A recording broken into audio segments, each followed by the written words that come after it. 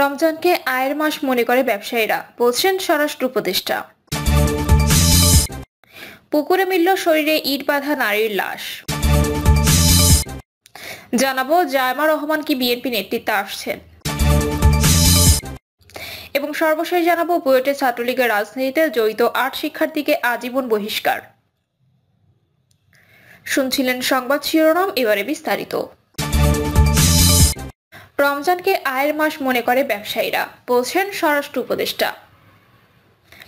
আসন্ন রমজান মাসে ব্যবসায়ীদের প্রফিট মার্জিনটা কমিয়ে জনগণের পাশে দাঁড়ানোর আহ্বান জানিয়েছেন কৃষি ও স্বরাষ্ট্র উপদেষ্টা লেফটেন্যান্ট জেনারেল মোহাম্মদ জাহাঙ্গীর আলম চৌধুরী। স্বরাষ্ট্র উপদেষ্টা বলেন, সরকার মনে প্রাণে চায় যেন নিত্যপণ্যের দাম কোনো অবস্থাতেই না বাড়ে। আপনারা যদি অন্যান্য দেশের সাথে তুলনা করেন এবং আমাদের দেশে দেখেন, যেমন খ্রিস্টানরা তারা তাদের ক্রিসমাসের সময় জিনিসপত্রের দাম কমিয়ে দেয়, অন্যান্য ধর্মের মানুষও দাম কমিয়ে দেয়, কিন্তু আমাদের ব্যবসায়ীরা ভাবে যে এটাই বুঝি তাদের আয়ের মাস। এটা আপনাদেরকেই বলতে হবে যে তোমরা এই সময় লাভের পরিমাণ কমিয়ে জনগণের পাশে দাঁড়াও। এটা কিন্তু একটা বড় ধরনের সব হবে। রমজানের সময় সবজির একটু ট্রানজিট পিরিয়ড হবে জানিয়ে তিনি বলেন, সিজনাল সবজি যে শেষ হয়ে যাবে, খামারের সবজি আসবে। এই ট্রানজিট পিরিয়ডটার দিকেও একটু খেয়াল রাখতে হবে। এই শীতকালীন সবজিটা প্রিজার্ভ করার জন্য নতুন একটা কোল্ড স্টোরেজ করার চিন্তা ভাবনা করা হচ্ছে। কন্টেইনারে যেন 6 মাস 8 মাস ফুলকপি, বাঁধাকপি, শালগম, গাজর রেখে দিতে পারে, সেটা নিয়ে আমাদের একটা চিন্তা ভাবনা আছে। কাজ শুরু হয়ে গেছে, কিছুদিনের ভেতর আমরা রাখার ব্যবস্থা করব। ইভেন আমরা ফলও রেখে দিতে পারবো। সিন্ডিকেটের মাধ্যমে সারের দাম বৃদ্ধি করা হচ্ছে এবং কৃষি মন্ত্রণালয় থেকে স্বরাষ্ট্র মন্ত্রণালয় তদবির বাণিজ্য বিষয়ে জানতে চাইলে তিনি বলেন, আমি এখানে আসার পর আপনারা একটা উদাহরণ দেন যে এটা করা হয়েছে। পদোন্নতি প্রপার জায়গা না দিয়ে যোগ্য ছাড়া দেয়া হয়েছে, এমন একটা এক্সাম্পল আপনারা দেখিয়ে দিন। আমি যদি দুর্নীতি করি আপনারা লিখে দিন, আপনারা সত্যি কথা বলবেন, এটাই আমরা চাই। তবে হ্যাঁ, চাঁদাবাজির কারণে অনেক সময় জিনিসের দাম বেড়ে যায়, আমরা কিন্তু যাতে চাঁদাবাজির মাধ্যমে জিনিসপত্রের দাম না বাড়ে সেজন্য চেষ্টা করছি। পুকুরে মিলল শরীরে ইট বাঁধা নারীর লাশ। বাগেরহাটের ফকিরহাটে পুকুর থেকে শরীরে ইট বাঁধা ও গলায় রশি দিয়ে ফাঁস লাগানো অবস্থায় শারমিন বেগম নামে এক নারীর মরদেহ উদ্ধার করেছে পুলিশ। বেলা 11টার দিকে উপজেলার নলধা মৌভোগ ইউনিয়নের জয়পুর এলাকায় একটি পুকুর থেকে মরদেহটি উদ্ধার করা হয়। নিহত শারমিন নড়াইল জেলা সদরের আলাদাতপুর এলাকার মৃত করিম মোল্লার মেয়ে। তার শরীরে জামা, পাজামা, লাল ওড়না ও বোরখা পরিহিত ছিল। পায়ে মোজা ও কাঁধে একটি সাইড ব্যাগ ছিল। পুলিশ জানায়, সাবেক ইউপি সদস্য সলেমান শেখের পরিবারের লোকজন থালা বাসন ধোয়ার জন্য পুকুরে যান। এ সময় পুকুরে দুটি পা ভাসমান অবস্থায় দেখতে পেয়ে থানায় জানায় তারা। খবর পেয়ে সিনিয়র সহকারী পুলিশ সুপার মোহাম্মদ রবিউল ইসলাম শামীম ও থানার ভারপ্রাপ্ত কর্মকর্তা এস.এম. আলমগীর কবির সহ পুলিশের একটি দল ঘটনাস্থল পরিদর্শন করেন।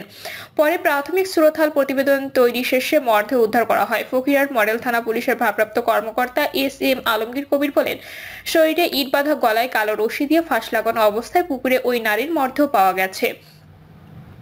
পুকুর পাড় থেকে একটি জুতা উদ্ধার করা হয়েছে। পিবিআই ও সিআইডি সদস্যরা ঘটনাস্থল পরিদর্শন করেছেন।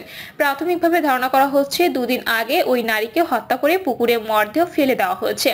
কী কারণে কারা তাকে হত্যা করেছে তা উদ্ঘাটনের চেষ্টা চলছে। মরদেহ ময়নাতদন্তের জন্য বাগেরহাট সদর হাসপাতালে মর্গে পাঠানো হয়েছে। নিহতের পরিবারের সদস্যদের খবর দেওয়া হয়েছে। জায়মা রহমান কি বিএনপি নেতৃত্বে আসছেন? তত্ত্বাবধায়ক সরকার আমলে 2008 সালে যুক্তরাজ্যে পাড়ি জমান বিএনপির ভারপ্রাপ্ত চেয়ারম্যান তারেক রহমান। দীর্ঘ 17 বছর ধরে সপরিবারে লন্ডনে বসবাস করছেন তিনি। তারেক রহমান ও তার স্ত্রী ডাক্তার জোবায়দা রহমানের বড় মেয়ে জায়মা রহমান দীর্ঘদিন ধরে দেশের বাইরে বসবাস করলেও বেগম খালেদা জিয়ার বড় নাতনি জায়মা রহমানকে নিয়ে বিএনপি নেতাকর্মীদের আগ্রহের কোনো কমতি নেই। 2019 সালে ব্যারিস্টারি পাশ করার পর থেকেই বিএনপির ভারপ্রাপ্ত চেয়ারম্যান তারেক রহমানের মেয়ে রাজনীতিতে আসার সম্ভাবনা নিয়ে আলোচনা শুরু হয়। গেল 5ই আগস্টে শেখ হাসিনার পতনের মধ্য দিয়ে দেশের রাজনৈতিক পরিবেশে এক ধরনের পরিবর্তন এসেছে, যা জায়মা রহমানের রাজনৈতিক ভবিষ্যতের দিকে নজর আরো বাড়িয়েছে। এই আলোচনায় রেশ কাটতে না কাটতে জায়মা রহমান এখন তারেক রহমানের প্রতিনিধি হিসেবে যুক্তরাষ্ট্রের ন্যাশনাল প্রেয়ার ব্রেকফাস্টে যোগ দিতে যাচ্ছেন।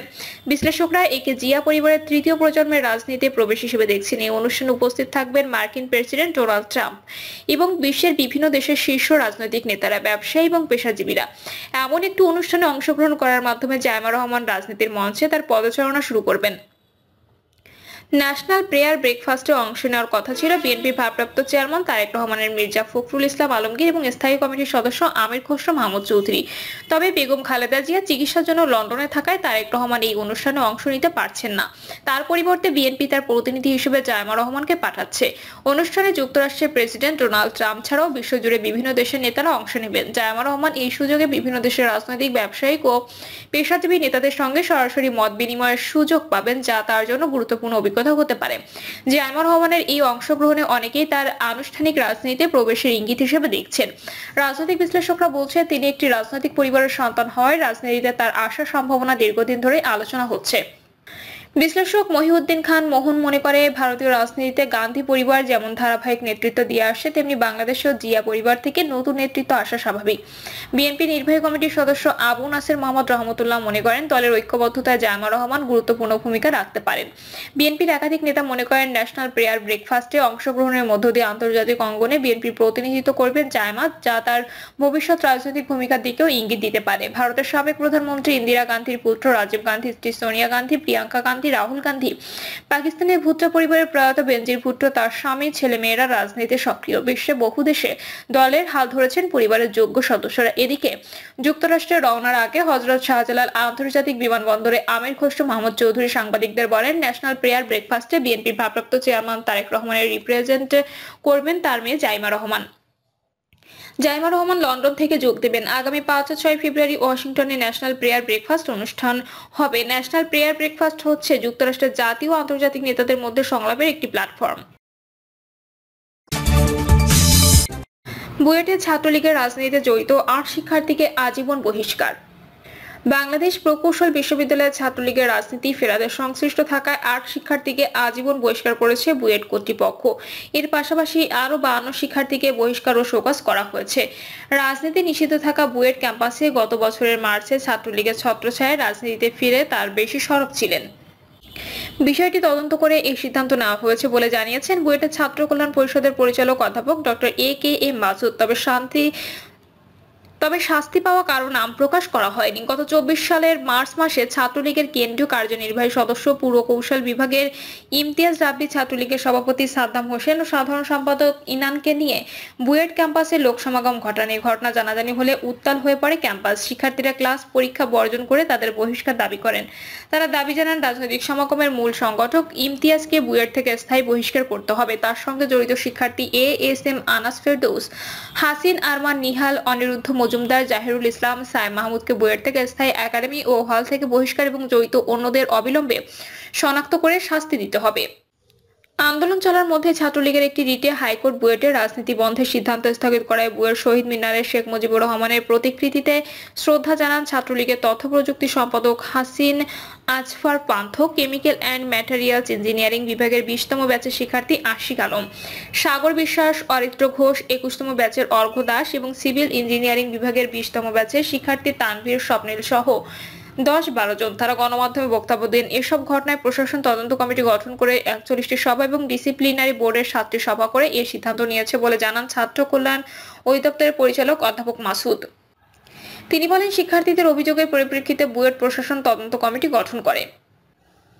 তদন্ত কমিটি 41টি মিটিং করে। এছাড়া ডিসিপ্লিনারি কমিটি আরো 7টি বৈঠক করে। সেখানে অভিযোগ যাচাই বাছাই করে দেখা যায় অভিযুক্তরা বিশ্ববিদ্যালয়ে যে অর্ডিন্যান্স রয়েছে সেটি তারা লঙ্ঘন করেছে। সেজন্য 8 শিক্ষার্থীকে আজীবনের জন্য বহিষ্কার করা হয়েছে, আর 12 জনকে 4 থেকে 6 সেমিস্টার বা অথবা টার্মের জন্য বহিষ্কার করা হয়েছে।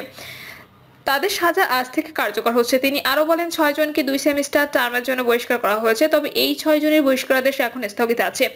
যদি তারা ভবিষ্যতে কোনো অপরাধ করে তাহলে তাদের বহিষ্কার তখন থেকে কার্যকর হবে। এর বাইরে 7 জনকে হল থেকে বহিষ্কার করা হয়েছে।